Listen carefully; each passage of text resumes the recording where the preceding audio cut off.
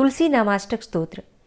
वृंदावनी विश्वपूजिता विश्वपावनी पुष्पसारानंदिनी च तुलसी कृष्ण जीवनी। एतनामाष्टकं चैव स्तोत्रनामार्थ संयुतं यह पठेत् तां संपूज्यं सो भवमेघफलं लभेत। 26 नवंबर 2023 आज है रविवार का दिन और आज आप सुनेंगे कार्तिक मास महात्म का 30वां अध्याय। कथा सुनाने से पहले आप सभी का दिल से आभार व्यक्त करना चाहती हूँ। पूरे कार्तिक मास में आपने जिस प्रकार से नियम और निष्ठा के साथ भक्ति भाव के साथ कथा का श्रवण किया, उसके लिए दिल से सच में बहुत बहुत आभार। कथा सुनने और सुनाने का एक नियम सा बन गया था और इसलिए कई भक्तों के कमेंट्स आ रहे हैं कि कार्तिक मास समाप्त होने के बाद जब कथाएं नहीं सुनेंगे तो कुछ खालीपन सा महसूस होगा। तो देखिए, अगर आप लोगों की राय हो, अगर आप लोग चाहें तो जिस प्रकार से पूरे कार्तिक के महीने में कार्तिक मास का महात्मा आप लोगों ने सुना, उसी प्रकार से मार्गशीर्ष मास में यानी कि अगहन मास में आप लोग अगहन मास का महात्मा सुन सकते हैं, कथाएं सुन सकते हैं।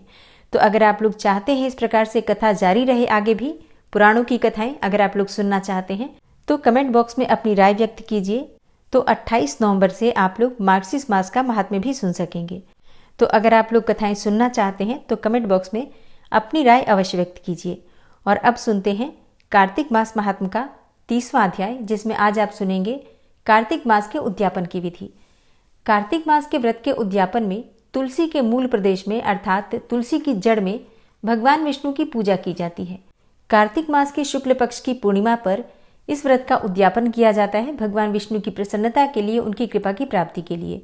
उद्यापनकर्ता को तुलसी के ऊपर एक सुंदर मंडप बनाना चाहिए जिसमें 4 दरवाजे हों। उस मंडप में सुंदर बंधनवार लगाकर उसे पुष्पमय चंवर से सुशोभित करें। फिर चारों द्वारों पर अलग अलग मिट्टी के 4 द्वारपाल पुण्यशील, सुशील, जय और विजय की स्थापना करके उन सब का पूजन करें। तुलसी की जड़ के समीप सर्वतोभद्र मंडल बनाएं जो कि 4 रंगों से युक्त होकर मनोहर प्रतीत होता है। सर्वतोभद्र के ऊपर कलश की स्थापना करें। फिर कलश के ऊपर नारियल रखें। इस तरह से कलश स्थापित करने के बाद लक्ष्मी जी के साथ विराजमान शंख चक्र गदा युक्त भगवान विष्णु की पूजा करें। मंडल में इंद्र आदि लोकपालों का पूजन भी करें।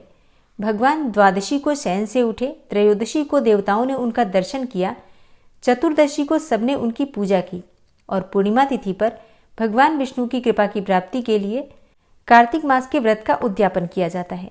तो कार्तिक मास की शुक्ल पक्ष की चतुर्दशी तिथि को शांत और शुद्ध चित्त होकर भक्तिपूर्वक उपवास करना चाहिए। फिर रात्रि में गीत और वाद्य आदि मांगलिक उत्सवों के साथ जागरण करना चाहिए। जो भगवान के समीप भक्ति सहित गायन करते हैं वो 100 जन्मों की पाप राशि से मुक्त हो जाते हैं। चतुर्दशी तिथि की रात्रि जागरण के पश्चात पूर्णिमा को प्रातःकाल अपनी शक्ति अपने सामर्थ्य के अनुसार अधिकाधिक ब्राह्मणों को पत्नी के साथ बुलाकर भोजन के लिए आमंत्रित करके उन्हें भोजन कराना चाहिए। इस दिन किया हुआ दान, होम और जप अक्षय फल देने वाला माना गया है। अतः व्रती व्यक्ति खीर आदि मिष्ठान से युक्त ब्राह्मणों को भोजन करवाएं। देवताओं की प्रसन्नता के लिए तिल और खीर की आहुति छोड़ें। ब्राह्मणों को दक्षिणा दें तथा देवगणों सहित भगवान विष्णु और तुलसी का पूजन करें। व्रत का उपदेश करने वाले आचार्य का पूजन करके उन्हें वस्त्र अलंकार भेंट में दें। फिर अंत में ब्राह्मणों से प्रार्थना करें कि हे विप्रो, आप सबकी कृपा से देवेश्वर भगवान विष्णु मुझ पर सदा प्रसन्न रहें। मैंने पूर्व जन्मों में जो भी पाप किए हैं वो व्रत के प्रभाव से नष्ट हो जाएं।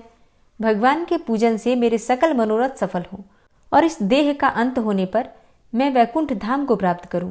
इस प्रकार क्षमा याचना करते हुए ब्राह्मणों को विदा कर दें। तत्पश्चात भक्त पुरुषों व परिवार के साथ बैठकर स्वयं भोजन करें। जो मनुष्य इस प्रकार से कार्तिक मास के उत्तम व्रत का पालन करता है वो निष्पाप और मुक्त होकर भगवान विष्णु की समीपता को प्राप्त कर लेता है। जो भक्त पुरुष कार्तिक व्रत के इन नियमों का प्रचार करता है उसके भी समस्त पापों का क्षय हो जाता है। जो भक्त कार्तिक मास का व्रत करते हैं या कार्तिक मास में कोई भी नियम लेते हैं, उन्हें कार्तिक मास की पूर्णिमा तिथि पर विधि विधान से, सच्चे मन से, श्रद्धा भाव से अपना व्रत, अपना नियम भगवान विष्णु को समर्पित करके व्रत का और नियम का उद्यापन जरूर करना चाहिए, क्योंकि व्रत का उद्यापन करने से ही व्रत की पूर्णता प्राप्त होती है। इसके लिए पूर्णिमा तिथि पर भगवान श्री हरि विष्णु और तुलसी माता की विधि विधान से पूजा करनी चाहिए। और जिन वस्तुओं का त्याग आपने पूरे कार्तिक मास में कर रखा है या फिर चातुर्मास में अगर आपने कोई वस्तु त्याग कर रखी है तो उन सभी चीज़ों का दान हम करते हैं पूर्णिमा तिथि के दिन। और फिर ब्राह्मण और ब्राह्मणी को घर बुलाकर भोजन कराकर और उसके बाद दान दक्षिणा देकर हम अपने व्रत का उद्यापन करते हैं, व्रत का समापन करते हैं। और कार्तिक मास का उद्यापन आपको कब करना चाहिए, किस प्रकार से करना चाहिए, भोजन आप कब करेंगे, ये सारी जानकारी आपको आने वाली वीडियो में मिलेगी। और अब आप सुनेंगे कार्तिक मास की कहानी। और कार्तिक मास की कहानी में आज आप सुनने वाले हैं एक ग्वाले और भगवान की कथा। एक ग्वाला था जो रोज गायों को चराने के लिए गांव से बाहर जंगल में जाया करता था। जंगल में एक संत का आश्रम था। वहां पर संत रोज तप, ध्यान, मंत्र और जाप करते थे। ग्वाला रोज संत को देखता, पर उसे समझ में नहीं आता था कि संत ये सब क्यों करते हैं। ग्वाले की उम्र कम थी। संत के इन कर्मों को समझने के लिए वो आश्रम में पहुंचा और संत से पूछा कि बाबा, आप रोज ये सब क्या करते हैं। संत ने बताया कि बेटा, मैं भगवान को पाने के लिए भक्ति करता हूँ, रोज पूजा करता हूँ, पाठ करता हूँ, तप करता हूँ। ध्यान और मंत्र जाप करने से भगवान के दर्शन हो सकते हैं। संत की बात सुनकर ग्वाले ने सोचा कि मुझे भी भगवान के दर्शन करना चाहिए। ये सोचकर ग्वाला आश्रम से निकलकर एक सुनसान जगह पर पेड़ के नीचे एक पैर पर खड़ा होकर तप करने लगा। कुछ देर बाद उसने सांसें लेना भी बंद कर दिया। ग्वाले ने सोचा कि जब तक भगवान के दर्शन नहीं होंगे मैं ऐसे ही रहूंगा। छोटे से भक्त की इतनी कठिन तपस्या से भगवान बहुत जल्दी प्रसन्न हो गए। वे ग्वाले के सामने प्रकट होकर बोले कि पुत्र, आंखें खोलो, मैं तुम्हारे सामने आ गया हूं। ग्वाले ने आंखें खोले बिना ही पूछा कि आप कौन हैं। भगवान बोले कि मैं वही ईश्वर हूं जिसके दर्शन के लिए तुम तप कर रहे हो। ये सुनकर ग्वाले ने आंखें खोली, लेकिन उसे तो पता ही नहीं था कि भगवान होते कैसे हैं, क्योंकि उसने कभी ईश्वर को देखा तो था नहीं। वो सोचने लगा कि क्या यही वो भगवान है। सच जानने के लिए उसने भगवान को एक पेड़ के साथ रस्सी से बांध दिया। भगवान भी भक्त के हाथों बंध गए। ग्वाला तुरंत दौड़कर उस संत के आश्रम में पहुंच गया और पूरी बात बता दी। संत ये सब सुनकर हैरान हो गए। वे भी तुरंत ही ग्वाले के साथ उस जगह पर पहुंच गए। संत उस पेड़ के पास पहुंचे तो वहां कोई दिखाई नहीं दिया। भगवान सिर्फ ग्वाले को ही दिखाई दे रहे थे। संत ने बताया कि उसे तो वहां कोई दिखाई नहीं दे रहा। तब ग्वाले ने भगवान से इसकी वजह पूछी। भगवान ने कहा कि मैं उन्हीं इंसानों को दर्शन देता हूं जो निस्वार्थ भाव से मेरी भक्ति करते हैं। जिन लोगों के मन में कपट, स्वार्थ और लालच होता है, उन्हें मैं दिखाई नहीं देता। इस कहानी में सार ये छुपा है कि जो लोग भगवान की निजी स्वार्थवश सेवा करते हैं, पूजा करते हैं, भक्ति करते हैं, उन्हें भगवान की कृपा नहीं मिलती।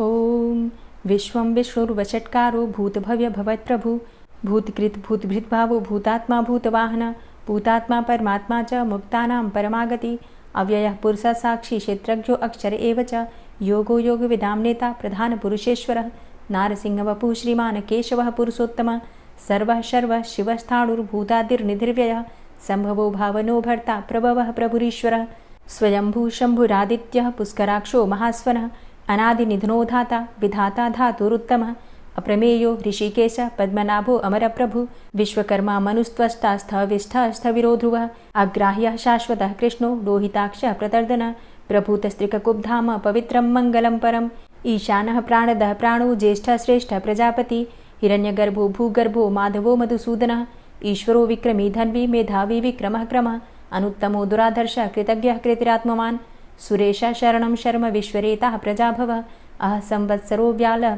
प्रत्ययः सर्वदर्शनः अजः सर्वेश्वरः सिद्धः सिद्धे सर्वादिर्च्युतः वृषाकपिर्मेयात्मा सर्वयोगविनिश्रितः वसुर्वसुमनः सत्यः समात्मा संमितः समः अमोघः पुण्डरीकाक्षो वृषकर्मा वृषाकृतिः रुद्रो बहुशिरा बभ्रुर्विश्वयोनिः शुचिश्रवः अमृतः शाश्वतस्थाणुर्वरारोहो महातपः सर्वगः सर्वविद्भानुर्विश्वक्सेनो जनार्दनः वेदो वेदविद्व्यङ्गो वेदाङ्गो वेदवित्कविः लोकाध्यक्षः सुराध्यक्षो धर्माध्यक्षः कृताकृतः चतुरात्मा चतुर्व्यूहश्चतुर्द्रष्टश्चतुर्भुजः भ्राजिष्णुर्भोजनं भोक्ता सहिष्णुर्जगदाति च अनघो विजयो जेता विश्वयोनिः पुनर्वसु उपेन्द्रो वामनः प्रांशुर्मोघः शुचिरुर्जितः अतीन्द्रः संग्रहः सर्गो धृतात्मा नियमो यमः वेद्यो वैद्यः सदा योगी वीरः माधवो मधु अतीन्द्रियो महामायो महोत्साहो महाबलः महाबुद्धिर्महावीर्यो महाशक्तिर्महाद्युतिः अनिर्देश्य वपुः श्रीमान् मेयात्मा महाधृतिर् महिश्वासो महीभर्ता श्रीनिवासः सतां गति अनिरुद्ध सुरानंदो गोविंदो गोविंदांपति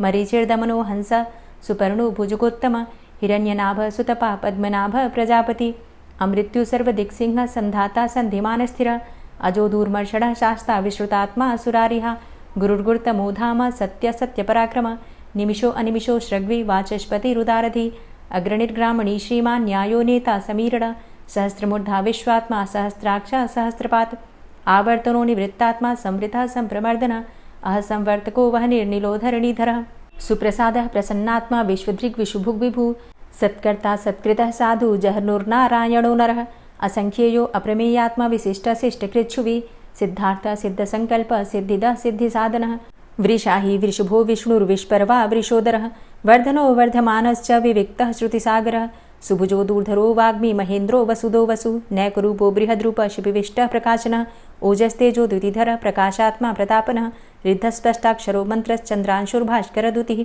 अमृतांशुद्भवो भानु शशबिन्दुः सुरेश्वरः औषधं जगतः सेतु सत्यधर्मपराक्रमः भूतभव्य भवन्नाथ पवनः पावनो नलः कामः कामकृत्कान्तः कामः कामप्रदः प्रभु युगादिकृद्युगावर्तो नैकमायो महाशनः अदृश्यो अव्यक्तरूपश्च सहस्रजितनन्तजित् इष्टो अविशिष्ट शिष्टेष्ट शिखण्डी नहुसो वृष क्रोधः क्रोधकृत्कर्ता विश्वबाहुर्महीधरः अच्युतः प्रतितः प्राणदो वासवानुजः अपां निधिर्धिष्ठानं प्रमत्तः प्रतिष्ठितः स्कन्दः स्कन्दधरो धूर्यो वरदो वायुवाहनः वासुदेवो बृहद्भानुरादिदेवः पुरन्दरः अशोकस्तारणस्तारः शूरः सौरिर्जनेश्वरः अनुकूलः शतावर्त पद्मी पद्मनिभेक्षणः पद्मनाभो अरविन्दाक्ष पद्मगर्भ शरीरभृत् महर्धिरिद्धो वृद्धात्मा महाक्षो गरुडाध्वजः अतुलः शरभो भीमो समयज्ञो हविर्हरि सर्वलक्षणलक्षण्यो लक्ष्मीवान् समितिञ्जय वीक्षरो रोहितो मार्गो हेतुर्दामोदरः सः महीधरो महाभागो वेगवान् मिताशन उद्भवः क्षोभणो देव श्रीगर्भ परमेश्वर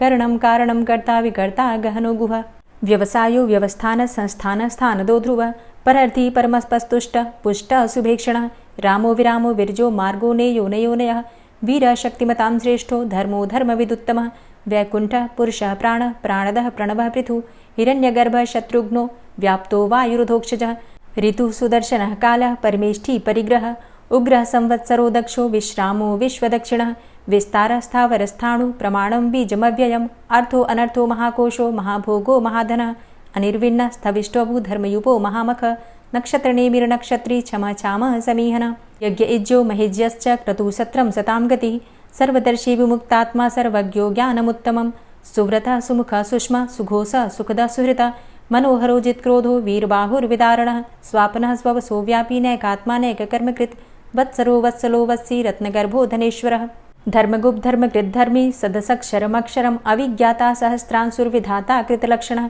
गभस्तिनेमिः सत्त्वस्थः सिंहो भूतमहेश्वरः आदिदेवो महादेवो देवेशो देवभृद्गुरुः उत्तरो गोपतिर्गोप्ता ज्ञानगम्यः पुरातनः शरीरभूतभृद्भोक्ता कपीन्द्रो भूरि दक्षिणः सोमभो अमृतपः सोमः पुरुजित पुरुषोत्तमः विनियोजयः सत्यसन्धो दाशाः सात्वतांपतिः जीवो विनयिता साक्षी मुकुन्दो अमितविक्रमः अम्भो निद्रणन्तात्मा महोदधीशयोऽन्तकः अजोमहारः स्वाभाव्यो जितामित्रः प्रमोदनः आनन्दो नन्दनो नन्दः सत्यधर्मा त्रिविक्रमः महर्षि कपिलाचार्यः कृतज्ञो मेदिनीपतिः त्रिपदस्त्रिदशाध्यक्षो महाशृङ्गः कृतान्तकृत् महावराहो गोविन्दः सुखेणः कनकाङ्गदी गुह्यो गभीरो गहनो गुप्तश्चक्रगदाधरः वेधा स्वाङ्गो अजितः कृष्णो दृढः सङ्कर्षणोच्युतः वरुणो वारुणो वृक्षः पुष्कराक्षो महामनाः भगवान् भगानन्दी वनमाली हलायुधः आदित्यो ज्योतिरादित्यः सहिष्णुर्गतिसत्तमः सुधन्वाखण्ड परशुर्दारुणो द्रविडप्रदः दिविस्त्रिक्सर्वदृग्व्यासो वाचस्पतिर्योनिजः त्रिसामासामगः साम निर्वाणं भेषजं भिषक्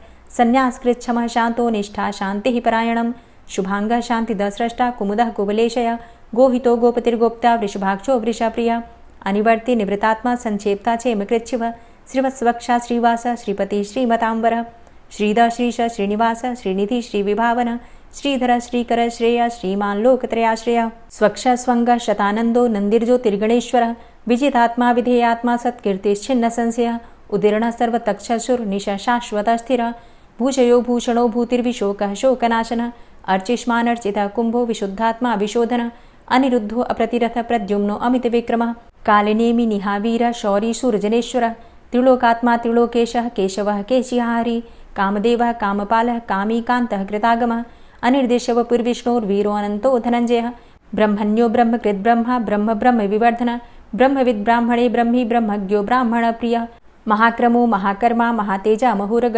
महाक्रतुर्महायज्वा महायज्ञो महाहवि स्तव्य स्तव प्रिय स्तोत्रम स्तुति स्तोतारण प्रिय पूर्ण पुरैता पुण्य पुण्यकीर्तिर्नामय मनोजवस्तीर्थकरो वसुरेता वसुप्रद वसुप्रदो वासुदेव वसुर्वसुमनाहवि सद्गति सत्कीर्ति सत्ता सद्भूति सत्परायण शूरसेनो यदुश्रेष्ठ सन्निवासः सुयामुनः भूतावासो वासुदेवः सर्वासु निलयोऽनलः दर्पः दर्पदो दृप्तो दूर्धरोऽथा पराजितः विश्वमूर्तिर्महामूर्तिर्दीप्तमूर्तिर्मूर्तिमान् अनेकमूर्तिरव्यक्तः शतमूर्तिः शताननः एको नैकः सवः किं यत्तत्पदमनुत्तमं लोकबन्धुर्लोकनाथो माधवो भक्तवत्सलः सुवर्णवर्णो हेमांगो वरांगश्चन्दनांगदी वीरः विषमः शून्यो घृताशीरचलश्चलः अमानीमानदो मान्यो लोकस्वामी त्रिलोकदृक् सुमेधा मेधजो धन्यः सत्यमेधा धराधरः तेजो वृषः द्वितिधरः सर्वशस्त्रभृताम्बरः प्रग्रहो निग्रहो व्यग्रो नैकशृङ्गो गदाग्रजः चतुर्मूर्तिश्चतुर्बाहुश्चतुर्व्यूहश्चतुर्गति चतुरात्मा चतुर्भावश्चतुर्वेदविदेकपात् समावर्तो अनिवृतात्मा दुर्जयो दुरतिक्रम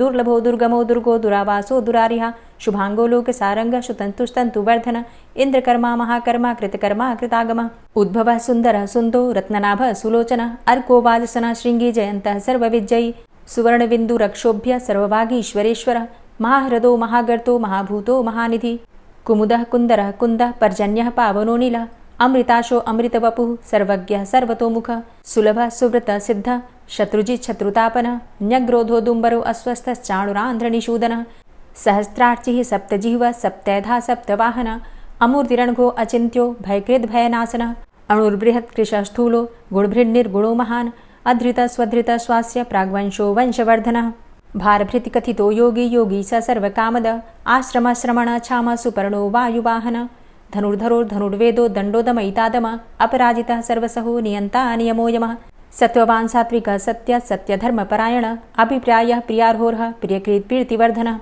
विहाय सगतिर्ज्योति सुरुचिर्हुद्भुग्विभु रविर्विलोचनः सूर्य सविता रविलोचनः अनन्तो हुद्भुग्भोक्ता सुखदो नैकजोग्रज अनिर्विण्ण सदामर्षि लोकाधिष्ठानमद्भुतः सनात सनातन्तमः कपिलः कपिरप्यय स्वस्तिदः स्वस्तिकृत् स्वस्ति स्वस्तिभुक् स्वस्ति दक्षिणः रौद्रः कुण्डली चक्रे विक्रमयुर्जितशासनः शब्दातिगः शब्दशः शिशिरः शर्वरीकरः अक्रूरः पेशलो दक्षो दक्षिणः क्षमिणाम्बर विद्वतमो वितभय पुण्यश्रवणकीर्तन उत्तारणो दुष्कृतिः पुण्यो दुःस्वप्ननाशन वीरः रक्षणः सन्तो जीवनः पर्यवस्थितः अनन्तरूपो अनन्तसृर्जितमन्युर्भयापः चतुरश्रो गभीरात्मा विदिशो व्यादिशो दिश अनादिर्भूर्भुवो लक्ष्मीः सुवीरो रुचिराङ्गद जननो जन्मादिर्भीमो भीमपराक्रम आधारनीलयोधाता पुष्पहासः प्रजागर ऊर्ध्वगः सत्पथाचारः प्राणदः प्रणवपण प्रमाणं प्राणनीलयः प्राणभृत् प्राणजीवनः तत्त्वं तत्त्वविदेकात्मा जन्ममृत्यु जरातिगः भूर्भुवस्वस्तरुस्तार सविता प्रपितामह यज्ञो यज्ञपतिर्यज्वा यज्ञांगो यज्ञवाहन यज्ञभृद्यज्ञकृद्यज्ञ यज्ञभुग्यज्ञसाधन यज्ञान्तिकृद्यज्ञ गुह्यमन्यमन्नादेव च आत्मयोनिः स्वयं जातो वैखानः सामगायन देवकी नन्दन स्रष्टा क्षितिसः पापनाशन शङ्खभृन्नन्दकी चक्री शारङ्गधन्वा गदाधरः रथाङ्गपाणिरक्षोभ्य सर्वप्रहरणायुध ओम नमः इति। भीष्म पंचक व्रत की कथा। एक समय राजा परीक्षित ने महात्मा व्यास जी से पूछा, हे भगवान, हमें कार्तिक मास की कथा आपने सुनाई, लेकिन एकादशी से लेकर पूर्णिमा तक इन 5 दिनों को भीष्म पंचक क्यों कहा जाता है? इस संबंध में हम आपसे जानना चाहते हैं और इन 5 दिनों के व्रत करने वाले को क्या लाभ होता है, ये भी हमें कृपा करके बतलाइए। महात्मा व्यास जी ने कहा, हे परीक्षित, सुनो। कुछ समय पहले कानपुर में बहुत ही निर्धन सोमेश्वर नाम का एक ब्राह्मण रहता था। उसका शरीर बहुत ही कमजोर था, परंतु वह भगवान विष्णु का भक्त था। कार्तिक मास में वो रोज गंगा स्नान करता और भगवान विष्णु का पूजन करता। पर एक दिन वो शरीर से पीड़ित होते हुए भी गंगा स्नान करने गया, परंतु उससे घाटों की सीढ़ियां उतरी नहीं जाती थी। लेकिन किसी तरह उतरकर वह गंगा जी तक पहुंच ही गया और गंगा स्नान करके वहीं पर बैठकर संध्योपासना करने लगा। वहीं पर वृद्ध ब्राह्मण के रूप में भगवान अपने भक्त पर कृपा करने के लिए बैठे हुए थे। भगवान ने ब्राह्मण को बड़े कष्ट में देखकर पूछा, हे ब्राह्मण, तुम्हारी स्थिति तो स्नान करने की भी नहीं है, फिर भी तुम ऐसी अवस्था में स्नान करने के लिए आए हो, कहो क्या चाहते हो? भगवान के ऐसे वचन सुनकर वृद्ध ब्राह्मण ने कहा, हे भगवान, मैं बहुत गरीब ब्राह्मण हूँ, इसी से लोगों में अपमानित होता हूँ और तकलीफ पाता हूँ। इसी कारण मैं हमेशा परेशान रहता हूँ। यदि आप कोई उपाय बता सकते हो तो मैं आपकी अपने ऊपर दया समझूंगा। ब्राह्मण के ऐसे वचन सुनकर भगवान रूपी ब्राह्मण ने कहा, हे ब्राह्मण सुनो, यह कार्तिक का महीना चल रहा है। इसमें शुक्ल पक्ष की एकादशी से लेकर पूर्णिमा तक जो ये 5 दिन हैं, इनको भीष्म पंचक के नाम से पुकारा जाता है। इन 5 दिनों में तुम गंगा के पुत्र भीष्म की पूजा करो, महात्मा भीष्म को जल दान दो और गंध अक्षत पुष्प से उनका पूजन करो और भगवान विष्णु की पूजा तुलसी पुष्प आदि से करो। इससे तुम्हारा सब कष्ट दूर हो जाएगा और तुम अंत में विष्णु लोक में निवास करोगे। हे ब्राह्मण, महाभारत की लड़ाई में जब महात्मा भीष्म सरशैया पर लेटे हुए थे, उस वक्त अपने प्रिय अर्जुन को उन्होंने सब प्रकार का राजधर्म, व्यवहार धर्म, ज्ञान धर्म कहा था। उस समय अर्जुन के सखा कृष्ण वहीं पर थे। जब भीष्म से कृष्ण ने कहा कि हे पितामह, जो मनुष्य कार्तिक मास के शुक्ल पक्ष की एकादशी से लेकर पूर्णिमा तक तुम्हारे नाम से जल देगा और आपकी पूजा करेगा, वो पूजा मैं स्वीकार करूंगा और उसके सब कष्ट दूर करूंगा। अतः हे ब्राह्मण, तू इस भीष्म पंचक व्रत से महात्मा भीष्म का पूजन कर। इसके करने से तेरे सब कष्ट दूर हो जाएंगे। इसके बाद उस ब्राह्मण ने भीष्म पंचक का व्रत किया और सब सुखों को प्राप्त करता हुआ अंत में विष्णु लोक में गया।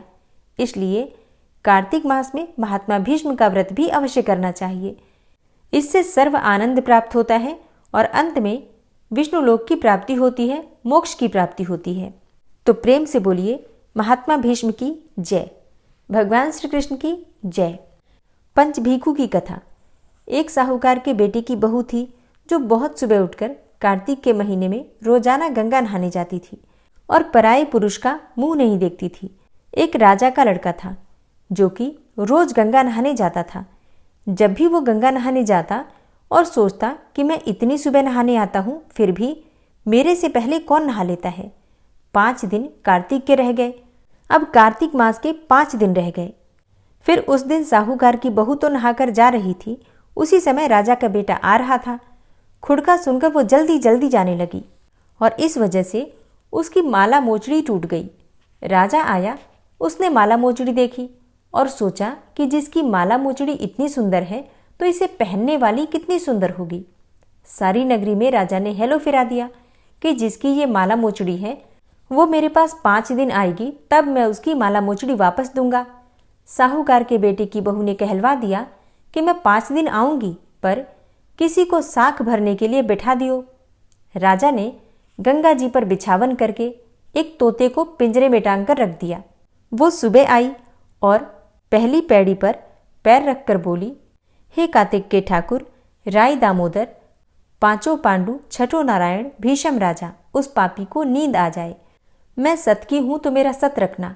राजा को नींद आ गई और वो नहा धोकर जाने लगी तो तोते अर्थात सुवा से बोली कि सुवा सुवा सुवटा, गल घालूंगी हार, साख भरिए मेरा वीरा। सुवा बोला, ये कोई वीर भी साख भर सकता है? तब वो बोली कि सुवा सुवा सुवटा, पग घालूंगी नेवर, साख भरिए मेरा देवर।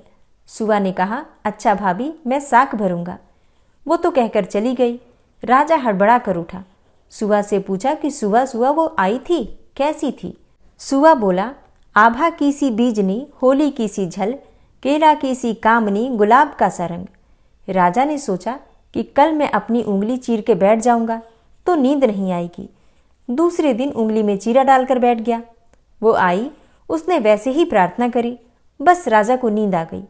नहा के जाने लगी तो सुवा ने साख भरा दी। राजा ने उठते ही फिर सुवा से पूछा तो सुवा ने कल के जैसा ही जवाब दिया।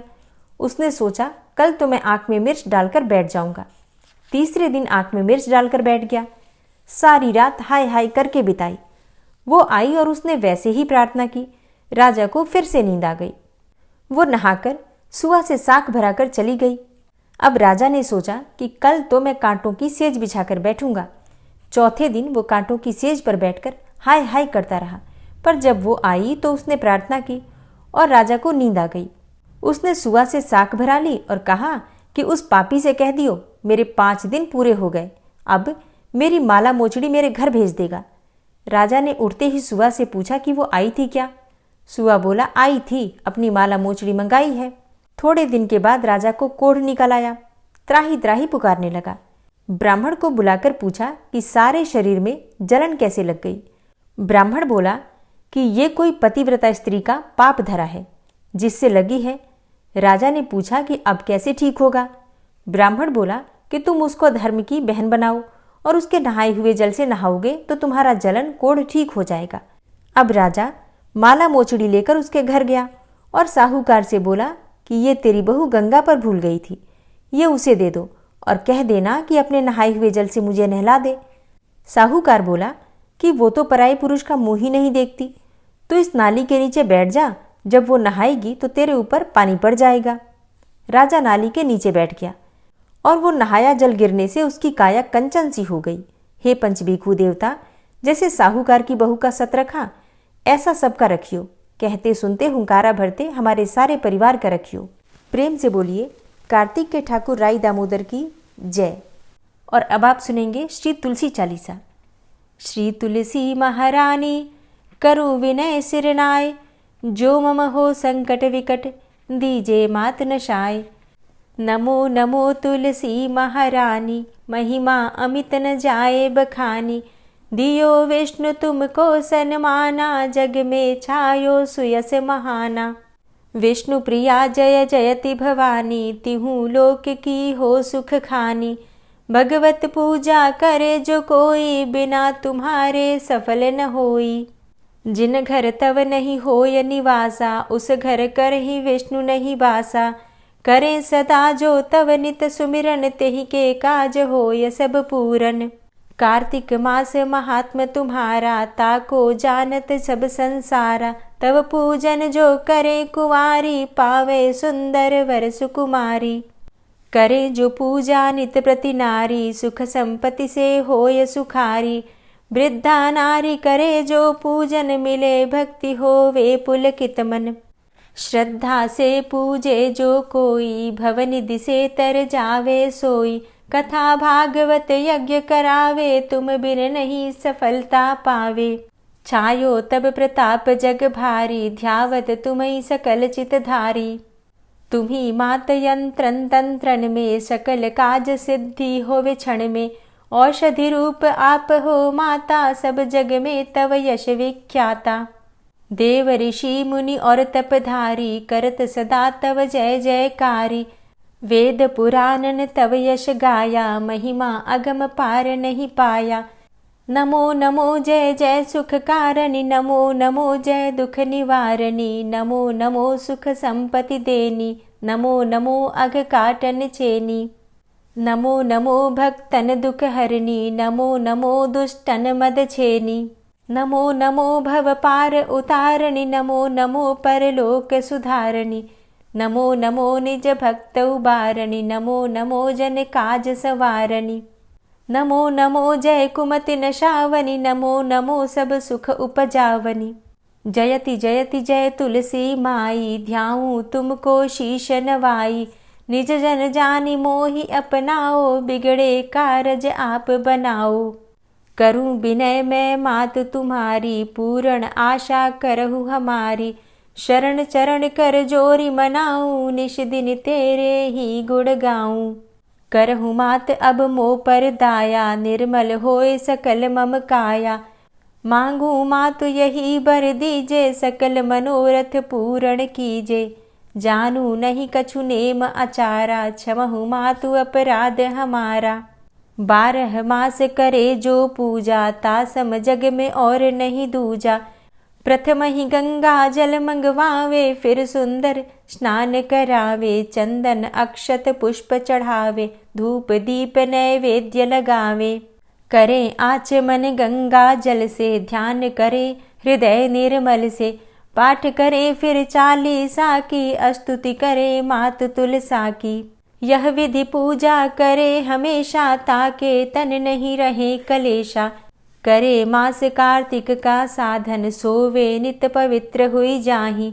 है यह कथा महासुखदाई, पढ़े सुने सो भव तर जाई। यह श्री तुलसी चालीसा, पाठ करे जो कोई।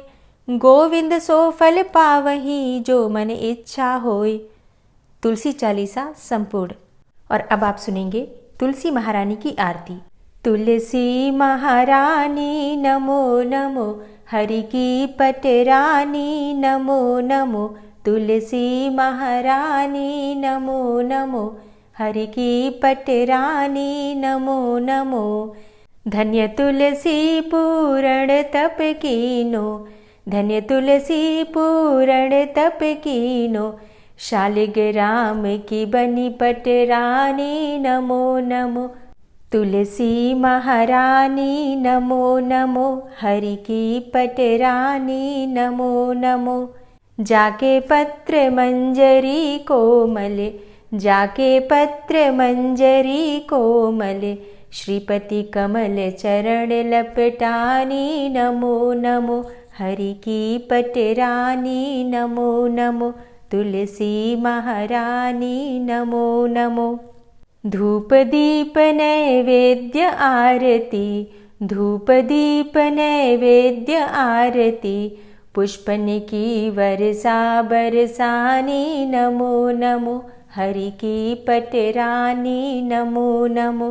तुलसा महारानी नमो नमो।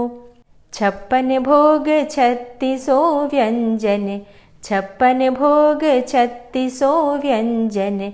बिन तुलसा हरि एक न मानी नमो नमो। तुलसी महारानी नमो नमो, हरि की पटरानी नमो नमो। सभी सखी मैया तेरो यश गावे, सभी सखी मैया तेरो यश गावे। भक्ति दान दीजे महारानी नमो नमो। तुलसा महारानी नमो नमो, हरि की पटरानी नमो नमो। नमो नमो तुलसा महारानी, नमो नमो तुलसी महारानी। तुलसी महारानी नमो नमो, हरि की पटरानी नमो नमो। तुलसी महारानी नमो नमो, हरि की पटरानी नमो नमो। प्रेम से बोलिए तुलसी मैया की जय। कार्तिक के ठाकुर राई दामोदर की जय। जय जय श्री कृष्णा, जय श्री राधे। उम्मीद करती हूँ आज की वीडियो आपको ज़रूर पसंद आई होगी। वीडियो अच्छी लगी हो तो लाइक कीजिए, शेयर कीजिए। चैनल पर पहली बार आए हैं, अभी तक आपने चैनल को सब्सक्राइब नहीं किया है तो आज की वीडियो अगर आपको अच्छी लगे तो चैनल को सब्सक्राइब करके बेल आइकन को ज़रूर प्रेस कर लीजिए। इससे ये होगा कि इस चैनल पर जो भी नई वीडियो अपलोड होंगी उनकी नोटिफिकेशन आपको सही समय पर प्राप्त होगी। मिलती हूँ मैं आपसे अगली वीडियो में, तब तक के लिए जय श्री राधे।